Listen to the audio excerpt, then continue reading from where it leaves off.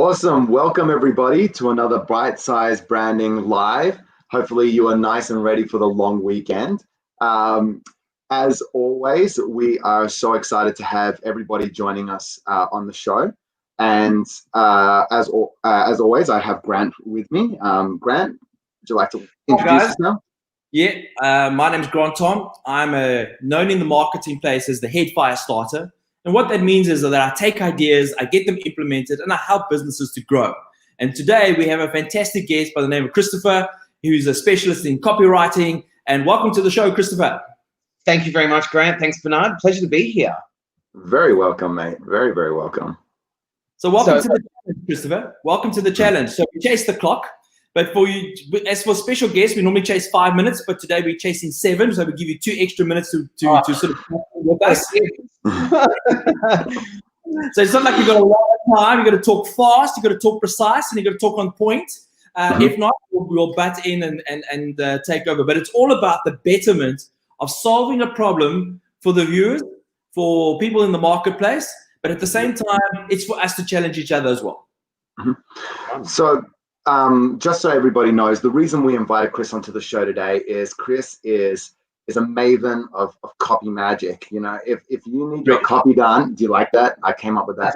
I appreciate it. As a word guy, I appreciate that. Chris is far and at most one of the best copywriters we have ever had the fortune of working with. And for that reason, we wanted to bring him on the show to share a lot of insights around copywriting, the importance of copywriting, and the value that brings. Before we kick into the show and everything goes crazy while we're chasing the clock, Chris, tell us a little bit about Melotti Media and the importance of copy and why you kind of got into that space. Yeah, well, thank you. So as Bernard said, my name is Christopher Melotti from Melotti Media Copywriting and Message Marketing Bureau. And me and my team work together using words to make brands relevant to our customers. And so copywriting is, look, it's evolving very, very fast. And it's no longer just a, hey, I can write well, I'll give it a go. It really comes from a real strong marketing base. And from that, you really need to understand your customer and be able to communicate with them in a clear and distinct and consistent way. So that's what I specialize in, is really getting to know the problem and communicating it clearly. Look, that's one thing that we experience quite often when we're working with a client is that they're so inside their business, they forget that they're talking to their customers. They forget that they're trying to, they're not talking the tech, they're not talking the specs, they're not talking the details, they're talking to a person. And often they write too tech, you know, too knowledgeable. And it's so my job, sorry to just hijack that, Bernard, my job is to help brands be able to pull themselves out of their blinkered view and help them understand what their customers are actually looking for. And often that takes a lot of courage from the client, because they are very set in their ways. They like the way that they communicate. They like to say everything and anything, and really pulling them back. Like, a lot of people think, oh, copy is writing long, but not always. A lot of it is the skill of bringing it right back and understand. And so that's like you said, that's a really important part of what I do for clients. So one of the things I've experienced is that a lot of clients want these beautiful pictures. And I say that's fantastic, but it is what you say on that picture that is the most important part of the communication. Otherwise, it's irrelevant for doing that. And sometimes it's less is more impactful. And that's the hardest thing that most clients need to learn. Agreed. And I love, like, I'm a word guy, but I love the use of photos and videos to I'm a big believer in it. Like, I do a lot of video and a lot of things, and I'm writing the scripts behind these videos and everything like that. So it's all interlinked. But like you just said, Grant, it's that it's also the fact that, you know, when you have a nice big photo at your homepage and it has this killer line, like, you know, we bring dreams to life. Think something like that. Like, you know, we tell stories. Something like that. The synergy between those two elements is a beautiful experience for people. And for me personally, it's the typography and a small headline, how that typography comes together. Man, that just makes me like shoot up. People, like, when people go to a website or absorb content, they like And it's not just like, okay, like, you know, that when they land on a homepage, getting a glimpse is the best way to capture people, because they get this a lot of information quite fast, and then they can choose to read on. And that's what it's like, balance. That's what a lot of people think, oh, copywriting is just nice writing. It's also like the technique of display, you know, of how it comes together, how it looks, how it's centered, how it's all of that kind of thing, formatting. It's all important as well. Okay. Enough, guys. Enough. I'm trying to keep it in the starting blocks. We need to get started. You can see we're warmed up. We're ready to go. So I'm keeping it short, I promise. Okay, so the first subject matter, as you saw, I updated the clock to 7 minutes. The first subject matter is we're going to talk about the importance of targeted language in your advertising. So not just writing, you know, a random message, or how effective is one message versus another message. You know, that'll be really cool to get your insight on that too, Chris. Ready to go, guys? Yeah, let's get going. Check the clock. Or am I going to just talk? We'll propose. I'm good with that. Go Okay, for it. here we go. It's a loose format. There it is. We're in our 7 minutes. So essentially the question is, how important is targeting your copy within your ads? And can copy be detrimental to an ad as much as it can help one? Absolutely. So knowing your customer is absolutely essential, Bernard. Like that's, I wouldn't even start writing ad copy until you know your customer, because that has a huge impact. And that's why we do A/B testing, because if you don't understand your customer and you don't know their pain points, then you're already lost. The only way people click is like that keyword I keep saying, relevant. They only click when it's relevant. But you've got to understand the format in which you're communicating on, because once you understand the format and the target, then you can know how to channel your text and your copy around that format, because then you know how they like to read. That's right. And that's why the prep work is just as important as the execution. And this is where a lot of clients go wrong, is that they go, oh, just write me something and have fun. And while that's great, you need to do the prep work. You need to, as I said, you need to know your demographic, all the trigger points, all their challenges, what's going to get them to inspire their action, what emotional connection can you trigger, what word count do you need, all that prep work needs to be done. And then that's when the execution happens. It's like that iceberg kind of idea, is that the copy is at the top. All that prep work is what gets success. So one of the things that I found the most is that a lot of salespeople want to just like vomit all over their customer with all the information that they've got. At the end of the day, you as a writer, on behalf of the client, you want to take the reader on a journey with the view to tell them, but educate them, enhance them, and make sure that they are remembered at the end of the day.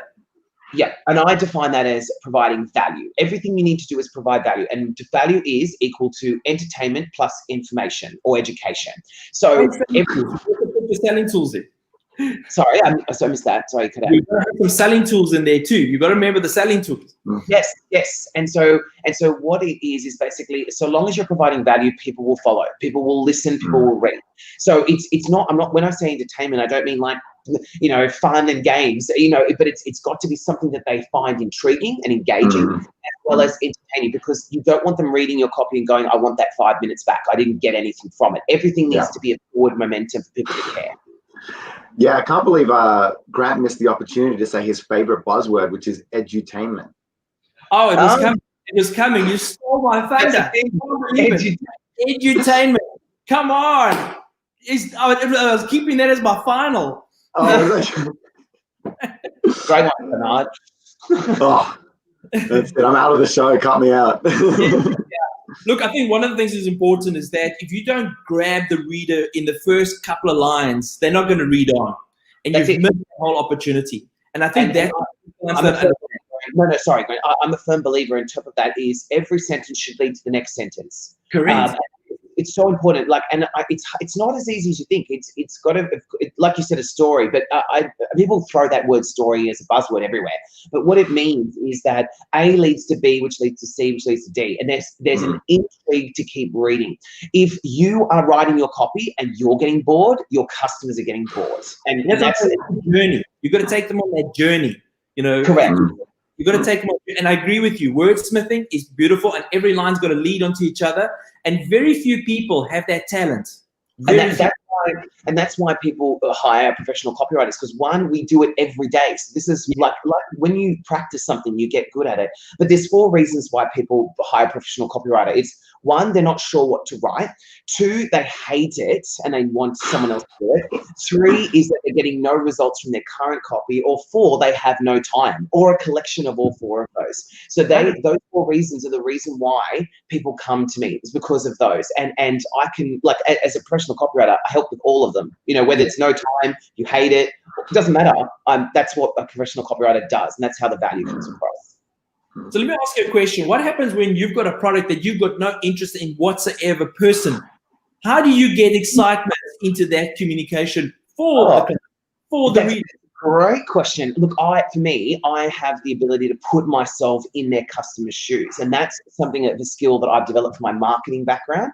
Is that that's a really good question, Grant, because that is a big problem with a lot of people suffer from, is that they go, I have no passion for hardware, I can't write about it, and so like that was just an example. So what I do is I look at my customer and I say, where would they be? Who would they be? Like I would say, okay, my dad would be this customer. What would my dad be thinking? And I have that ability to put myself in that perspective, and that allows me to then communicate and write well to my dad. And so it's a really important part. And again, when we talked about it, clients need to be able to do that, to adapt and say, what does my client want? What do they want to read? What do they want to know? Not what the business wants to always say. Well, we're down to 1 minute and 40 seconds. So guys, you've got to bring it home. Tell me about this copy as to what will make it the biggest, the punchiest for the client to read, to get more sales, to get more clients to buy them. Yeah, look, I would suggest if you're struggling to come up with concepts and you don't I would suggest hiring a professional copywriter. But the way I would do this is I come up with a lot of concepts, and then I usually refine them and refine them and refine them. Then I'll go away, have a walk, come back and reread them again. And as you start to test and give yourself fresh perspective, that's when you can refine your message right down, and you develop an instinct. You develop an instinct and you go, this is going to grab attention. And this is through everything. Last night I did a whole website for a property that's coming up in Queensland, and I was thinking it was targeted at first home owners who, like, why do they care? They want local attraction. So you build out that journey and you think about what they want, and if you can get it right and appeal to their emotions, that's what's going to work. 30 seconds. Let's go.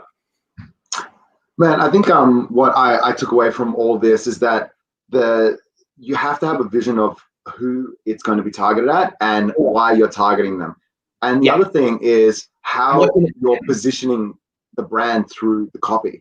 So are you a cheap and cheerful brand? Are you a sophisticated brand? How are you positioning that brand? And how does that transpire through the copy to be talking to the right type of customer? So I think with your ad copy, short, but you have to be targeted with that messaging. And the pre-work. We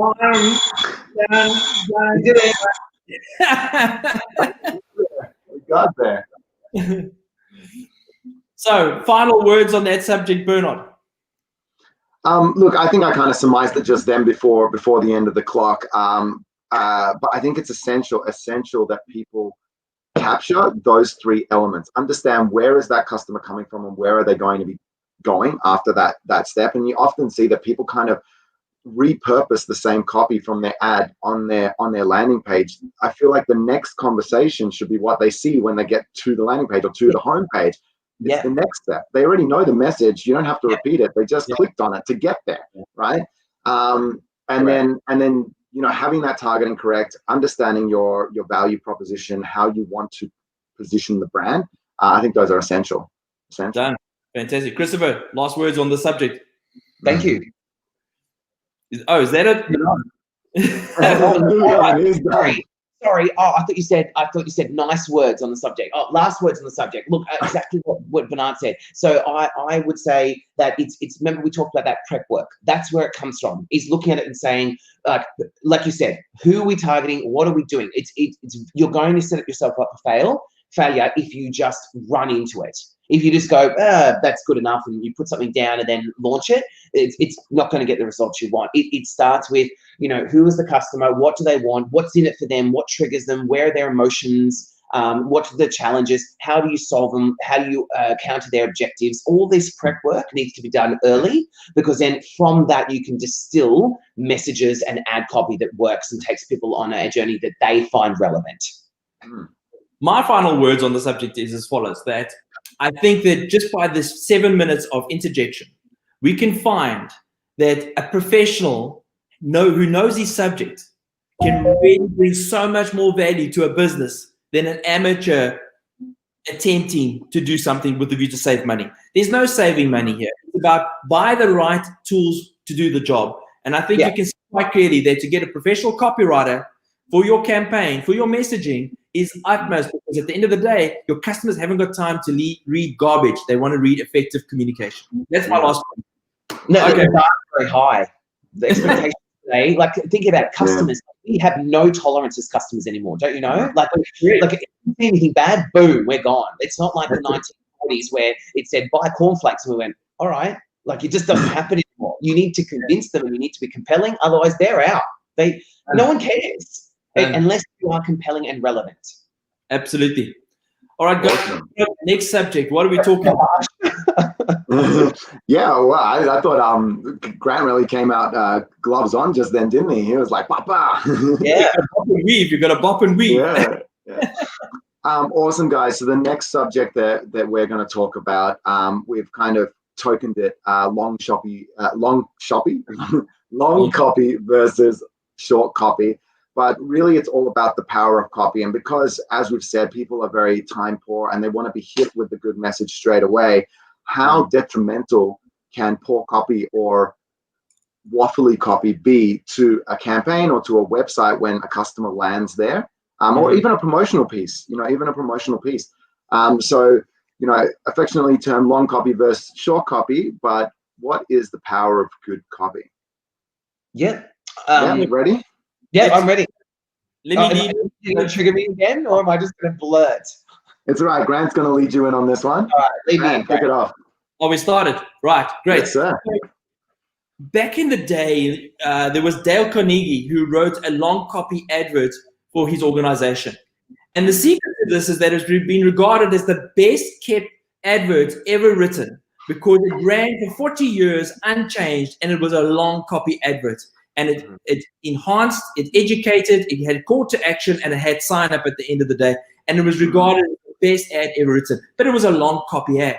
We now live in an age where people live by 5.4 seconds. And if you haven't captured their attention, they're going to swipe. So the challenge I've always had, and the challenge I had David was long copy versus short copy. I'm a short copy fan. I haven't got time to do lots of stuff. What do you guys think? Yeah, look, I know that the default reaction for everybody is to say short copy, but actually the research shows that it can be varied. So I would tell everyone in the audience not to bias against one or the other. The reason why is because it each has their place. I know, because when you look up people's stats and research, a lot of the best websites are 2,000 to 5,000 words. But remember we talked about formatting? That's the difference. See, on my website, for example, I have what HubSpot calls a pillar page. And that's a frequently asked question page. And it goes on and it's got something like 12,000 words on it. But it's not 12,000 like a textbook. It's big titles, small chunks, a photo, a video, another title, some bullet points. And so that's how it works. And so it depends on where you use it, but don't just think short copy is the only thing. Short copy is good for like if you want to grab attention quite quickly, but long copy has its place. Fantastic. Well, I think that once again, like we spoke in the previous segment, it's all about the format in which you're being presented on. Yes. You've got to look at that, number one. Number two, I think that in some cases, short copy just says exactly what you need to have with all the other waffle that goes on, because whenever it's bored, they actually start to think down on your brand. They don't always think up on your brand. So you said it's something in the previous discussion that every line is going to lead into each other in order to create that effectiveness. And that's the beauty of a copywriter, in the sense that he brings that art of wordsmithing with the view to ensure that every line works for it. But for me, I love short copies because I love punchy headlines, funky text, and tell me what to do quickly and let me get a move on. That's what I love the best. Yeah, and as I said, like it's a good point, but I 100% agree with you. Great, is that's the default for general searching. When you go into a website, or let's say you're looking up, say, a daycare center, you look up multiple tabs and you scan the website and you go, which one's right for me? That's when short copy comes into its power.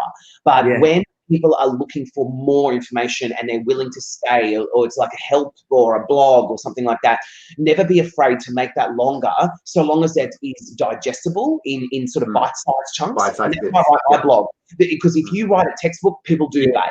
But if you have, here's the 20 things to know, and you have chunk, then that is long copy as short copy form, if that makes sense. Like I find for myself as well, I like it when somebody does a pull out or an aside, like they take something that's a real highlight and just kind of separate it into a section to bring it out, a call out. Yeah. I mean, especially, like, I love it when they pull out data and stuff like that, like just really highlight that data. So I get the hits and highlights. If I want, I can just scan through and I just pick out the big call out. And that's why it works. See, a copywriter for you should be doing that. Like what it should be is, if your copy has like a long bit of text, having snippets, what it does is it allows people to, like yourself, to scan through and go, that's relevant to me. What they do is then when they're engaged, then they read it. Read the rest of it.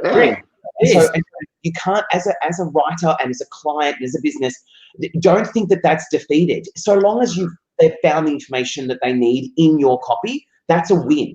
But people often think, oh, well, they haven't read from 1 to 10, so therefore it's a loss. But it's not. If they have scanned it and gone, number 3 and 7 is what I want, then you've won. You've provided value. You've got brand awareness. They're thinking about your brand. They've learned something from you. That's a win. Yeah. So one of the things that I find when running a campaign is that if you're trying something new, then go short with the view to find interest.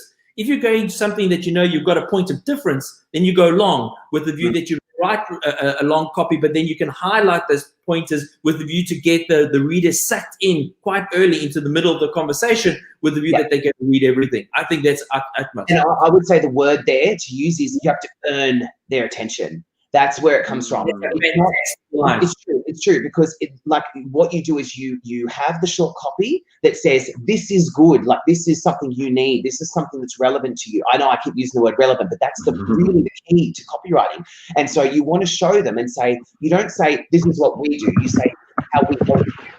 Once they earn that attention and go, hey, I like that, then they'll go, I want to read more, and then you give them the option to read more. Yeah, 100%. I think that what you said there is so true in the sense of they've got to earn the right to want to read on and to earn that respect with the view of integration. For me, how do you create memorability? Because you've got to walk away and remember what you've just read. Yeah. And it comes down to, as I said, if you provide value, that is where people remember you. There's no like silver bullet. It really comes down to, it's not like, and even shock value dissipates, right? It really comes down to that they were looking for something and you provided it, and you knew that they were looking for it because you know your ideal customer, and they come across your content, they read it and they go, wow, this brand really nailed it and it was something I can relate to. That's the best kind of copy. Now this is where my line comes in. That's edutainment. That's it. There you go, Bernard. 22 seconds. Come on, bring us home, bud. Mate, I think that what was really great and what you captured in there is that there is no long copy versus short copy. It's all about the process and the story, for lack of a better term, or the journey that you're taking somebody through. What is the journey you're taking somebody through? And there is no loss in only scanning the content. It's about what content do you highlight that is most effective and going to resonate with your customer. That's the real win. It's their experience after all that matters. That's what it is. I think it's all about just bringing something home with the view to add value and make sure that it's an enjoyable experience. Dun. I love this clock, mate. I love it. Oh my God. How was that? 7 minutes. Of you. You're like getting off on the format, just like, this is amazing. Hey, we've got to enjoy it if we're going to be on this show twice a month, man. I'm vibing off your passion. I love it. Yeah. The whole point of bite-sized bite-sized branding is all about, we can talk long and we can talk forever and we can waffle. The whole point is we've got to get to the points quickly. We've got to make sure we're making sense, and we got it because we know that the subject's going to come to a close. And that's awesome. the format. So we love it. We want other people to love it. So we want people to subscribe. And more than anything else, we want people to send us questions because we want to get challenged. We want to really think about the subject matter, because at the end of the day, those are the kind of things that really count. What I took out of this discussion was that, be it long copy or short copy, I just love the words that is communicated. If you can really have the art of putting good words together and you walk away having full understanding of what you've just read, I think that's the art of a great copywriter.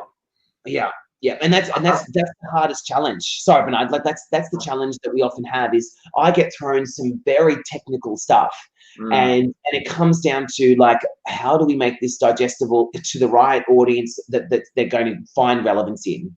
Yeah, so, tremendous. Yeah. I wanted to actually throw in there.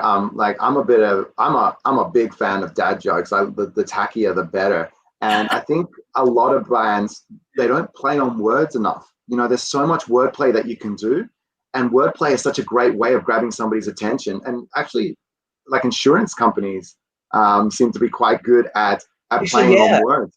Yeah, they go to these lovely agencies, and you know where it comes from. Brands typically tend to be conservative. Like they say, we do mortgages, right? Or we supply this, we do that, and then it takes like an agency or a copywriter to say, how about we say it's very uninsurance? Like, have you seen those ads and all that? And people go, then they go, and I guarantee in that meeting, they would have gone, no, absolutely not. And then they've been warmed up to it. And that's it's a courage thing. It really is a courage thing. And while you have to stick to your brand guidelines and your brand messaging, like you said, Bernard, having that ability to have a bit of wordplay in a contextually relevant way is really important. Well, back in the 50s, copywriters only earned their money by how effective their ad was. So they were not paid anything. They had to wordsmith something, and the ad worked. Were you going to get paid accordingly? Yeah. And that's how it used to work. We won't do that today, but no. Like for ads, I think it's a clever way. Like it's harder for other pieces of copy because, like for example, blogs take a while to kick in and all those kind of things. But it is an interesting concept for sure. Yeah, but that's how they used to do it in the 50s. How funny. It's definitely a different consumption method now. Like when there was only a couple of channels to advertise down, you could say, okay, we're going to put a bit of our skin in the game and we're going to back ourselves in this channel. Now there's so many different ways for people to consume content, and the content is produced so much quicker and for a budget that is way less. Remember back in the days, there would be ad campaigns of hundreds of thousands of dollars, running these campaigns. We definitely don't run many campaigns that are that size. Unless you're a McDonald's or something, or a Commonwealth Bank, Yeah, exactly. If you've got a good written copy, you can use it again and again. You can chop it up. As long as you've got a good couple of... You should, if it's the same theme of your brand, Very much. That's a really good point to make as well. Some people only see their copy for the moment the copy was written. I'm having my homepage written. I'm like, okay, but a homepage is just like a flyer. It's just like a brochure. It's just like, how can you repurpose that copy again and again and again, especially once it's written professionally? It's something you don't have to keep reworking and tweaking all the time. Just start using it. Take advantage of it, Correct. And that's where brand guidelines and core messaging document can come into it. Yeah. And that's a good point as well, because a lot of people don't. I remember I actually sat in a workshop with Chris, and he said, how brave do you want to be on a scale? Like, I have to bring it into the screen. On the scale, if brave is here and really conservative is here, where do you want to sit? And that's such a great way of establishing a tone for the brand. And then people then don't take that and then put it into their brand guidelines. So it's not something they continue to refer and remember and then go, okay, this is our positioning. This is how we're going to write and talk about the business. And potential out there, Bernard, like saying that, like I've been in meetings with so many clients where I'm like, listen, we could make this really amazing. We could make this really compelling. Like, as in, we could, instead of blabbing on about everything we need to say to them, we could say, like, we could ask questions to a client and say, take insurance again. It would be something like, are you sick of wondering what you don't know, or are you sick of, what you don't know? Like, you could really rephrase insurance completely, or like I was helping a financial planner write their website the other day, and they wanted the same stuff. They kept telling me they didn't, but then they wanted the same stuff. And so it was really saying, like, do you want to be brave? That was the question I asked them. I'm like, can we just go, listen, we'll be right by your side to like, it's all these kind of things. You can push the boundaries, but a lot of brands just can't get there. Fantastic. All right, so show number 3. Let's get going. Yep. So this one we're gonna distill it a little bit more, right? And talk about the power of a headline. So it's short, it's to the point. What is the power of a headline? And in particular, I feel like a lot of people don't take advantage of it in their landing pages and on their website. What is the loss in that little marketing space that they're potentially getting by not taking advantage of that space? I'm going to hit the clock here. Is everyone ready? We're ready. Let's go. Let's do it. So I'll preface it again. So what is the power of a headline, and what is the effect of not having a good headline on somebody when they enter, whatever the piece of collateral is, whether it's a promotional piece, your landing page, or your website? Yeah, look, I could go on this forever. Sorry, Grant. I could just, this could be, this is so many thousands of different things. Look, so just start the clock again. yeah, right. So look, the reality is, let's go start from the very basics. The headline is the first thing that people see. It sets the tone, it sets the expectations. That's the most important thing. And so it needs to be the flagship of every piece of copy you do, because that's what we're, as Grant said, we're living in a goldfish generation where it's the 5 to 6 second, attention span. And so that headline has to set up a promise that the rest of the copy is going to deliver. And that's why I would say never clickbait. Because when you set up that expectation and then you don't deliver it, people don't just dislike you, they hate you, right? Oh my God. Brands do it all the time and they don't even realize they're doing it. Yeah. Expectation setting with the headline and delivering on the promise in the body. Sorry, I'll stop. A good headline is when it stands in a very good layout. It's got good space, it's got meaning, it's got power. And like I said previously, I love typography. And when the letters line up just beautifully to a point that your eye just melts, you can see when something is out of space. When someone's turning and lettering has just been a little bit misplaced, your eye instantly it kicks in. But if it's all together and the line has meaning and it's got a good position on a layout with a good graphic or a good photo, then that line is worth more than gold. Yeah. And you've just got it, like you said, so it's visual, it's meaning, it's triggers, like it's also, it has a lot of implications for SEO, like there's search optimization, there's a lot of different things that a headline does. And that's why things like the 5 tips or how to, those kind of, like how to is a trigger word for Google. Right, it loves that because it expects that the copy that's going to follow is a guide or an information article. So using how to is a good one. The 5 tips or the 7 triggers, all those kind of things are also compelling because, like we talked about before, people can scan your content to find the relevant things that they want to know. But as I said, it has to set up an expectation that is relevant. So knowing, again, sorry, I keep harping on, but it's about knowing who you're targeting. Because if you're targeting a particular type, say you're targeting a student between 20 and 23, 24, for example, age, that is a different headline to a mature age student that might be in their 50s or 60s. Like it's very important to understand who your customer is and why they're going to click, what they're looking for. That changes the whole scope of your headline. Man, I like a couple things you said in there. I like that you covered off clickbait because you are 100% right about that. Like the number of times there'll be a great headline and you're like, oh my God, that sounds, well, I would definitely want to read that. And you click and then it's just completely irrelevant. And the other thing is the experience as well. Like you start going through this page and all of a sudden it's ad or a different story and there's no differentiation between the current story and the story. And I'm like, am I reading the same story or is it a different story? The customer experience is everything. It's marketing 101. Right? And if you literally say, here's the 5 things on how to reduce your costs, and then you don't deliver that in the copy, then people go, this brand has no clue. No idea. They wasted my time. It does so much irreparable damage, and it starts off insignificant, but as you start, it grows, and people will say, don't trust that brand. Exactly. It's like when somebody refers to the Daily Mail and they're like, oh, did you see that article on Daily Mail? You're like, mate, that's not even this is them. Yeah, and brand, that won't happen to me, but it does. Yeah, it does, 100%. I got another question in regards to keywords and creating a headline. How often do you kind of hit a bit of a roadblock where it's like, okay, in order to get the keyword bang for buck, I need to go in this direction, but the great headline is actually that direction? Yeah. Okay. So I got asked this in one of my classes this week. So it's key, like SEO versus human, right? I always write for the human first. Now I know there could be people going, oh, but it really is, because in the end, Google, it's the cart before the horse, right? Yeah. Google is there to provide a good human experience, and its algorithm is constantly changing to try and adapt to the human element of who the readers, the writers, that, right? So if you, like everyone says this, like Neil Patel and all these people that are good writers, they all say follow the human experience, and Google catches up. But in saying that, what you can do is write for the human audience, and then what you do is go back and say, is there a natural way to use a keyword in there? But it shouldn't be keyword first, because what you end up doing is it's clunky, it's boring. People know what you're doing, and it just people just leave, and then you've pleased Google temporarily, but your customer goes, this is garbage.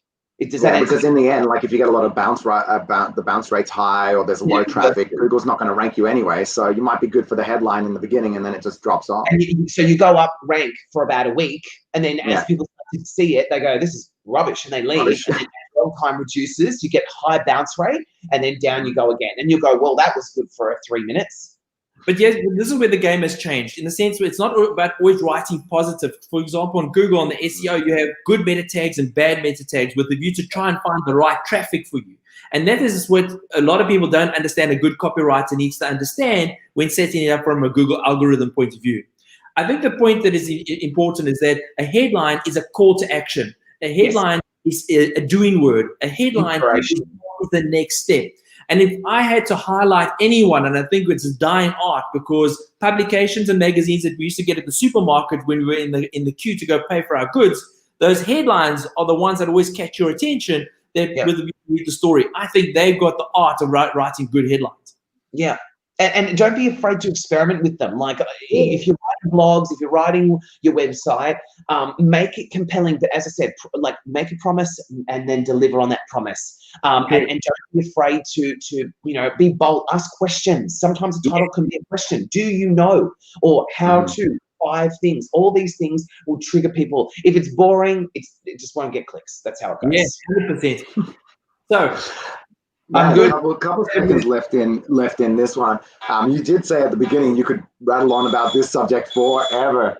I did have one last question in regards to the whole Google keyword title kind of competition that's going on there.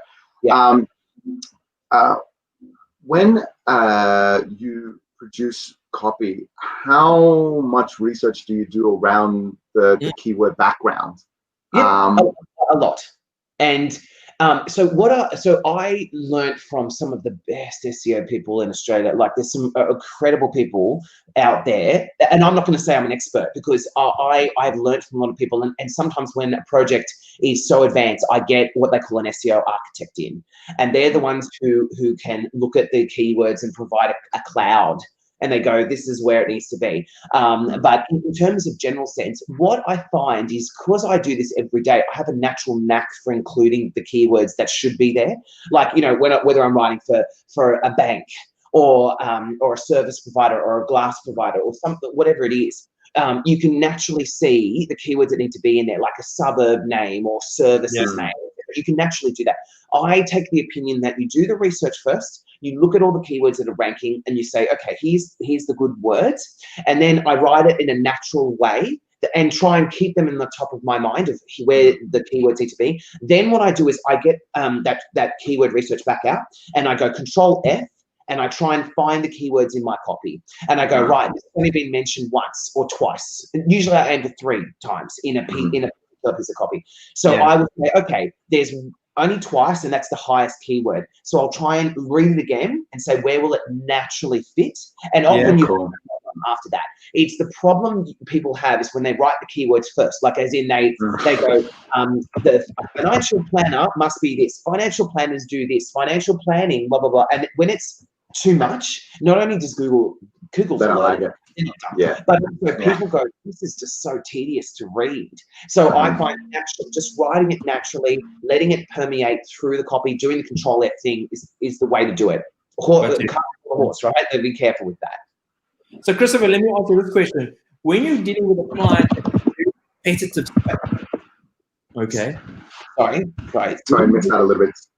Yeah. When you're dealing with a client that's in a very competitive space, okay, what do you do then to that of a client that's in a very unique space? How do you change your strategy from smithing an article of relevance? Okay, so if it depends, are they a prominent brand or a non-known? In a competitive space, like life insurance is a very competitive space, and everyone's like doing it. To someone that's quite, how do you then change your strategy around that? Yeah. So what do you mean, like to get them ranking? Yeah, to get them ranking, to get them to buy in. Yeah. So what I would do is, it depends. Look, that's a big question because it could be any kind of strategy. Like I'd probably go to Bernard and the Edutainment and say, this is bigger than just copy, because SEO is a huge beast, right? But if it was down to what kind of copy would improve it, one, I would start with things like refreshing the services page, because Google loves, and search engines love, when you refresh the copy and you add new sections and update its relevance. That would be one. I would also look at the keywords, and when the top keywords are really saturated, you can look for the secondary or tertiary keywords and sort of incorporate some of them, because Google looks at it holistically. So it's not just they look at one keyword, they look at, oh, this article or this piece of content or this page has not only mentioned the keywords, but it's also mentioned a few others that people kind of look at. And so it looks at it holistically and says, well, this page kind of ticks a lot of boxes here, and it's quite deep. And so it will tend to start to favor that page. That's one I would do. I would also start creating content clusters. So I would say, okay, the keyword is this. What kind of content can we create around it? So again, I'm bringing financial planning because it's on the top of my mind right now for one of my clients. But financial planning, you might say, okay, let's create a lot of content around financial planning services, if that's the keyword. And it might be, what are financial planning services? What are the types of planning services? What do financial planning services do for you? How do financial services help a 20 to 30-year-old, a 40 to 50-year-old, 60 to 70, all those, see how that's all those topics. If you start putting out lots of content and all those sort of things around that topic cluster, Google just goes, wow, that website is really hitting that button a lot, and it's all quality stuff. It will start to push you up holistically, if that sort of makes sense. Yeah, fantastic. Wow. Brilliant stuff. Well, I think one thing that's come out of this, and obviously, let's if we introduce any more topics about copy, we'll be here all day. I think. Yeah, I do this. You're good. We'll cancel our meetings. Let's just stay here. I think. Could you imagine if we ran this for a whole day? I think one really important thing that's come out of this is that copy is so much bigger than just the words on the page.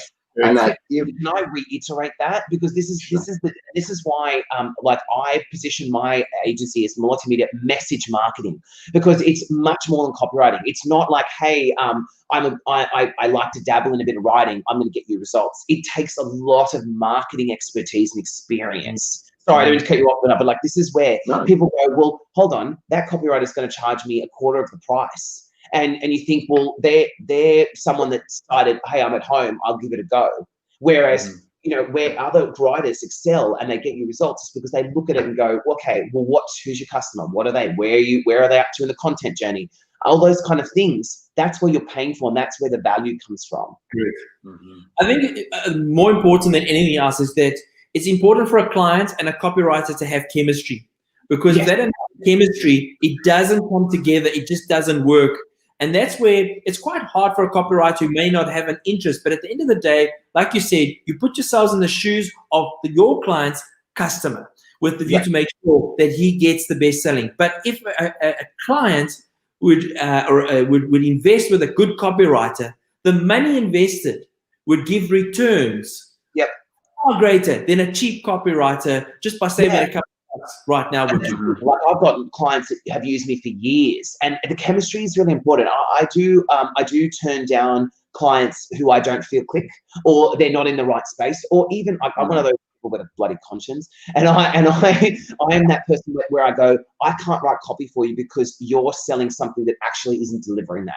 And it's not like getting on my high horse. It's not that. It's just that I struggle to write messages for a brand that doesn't actually deliver what they ask me to write.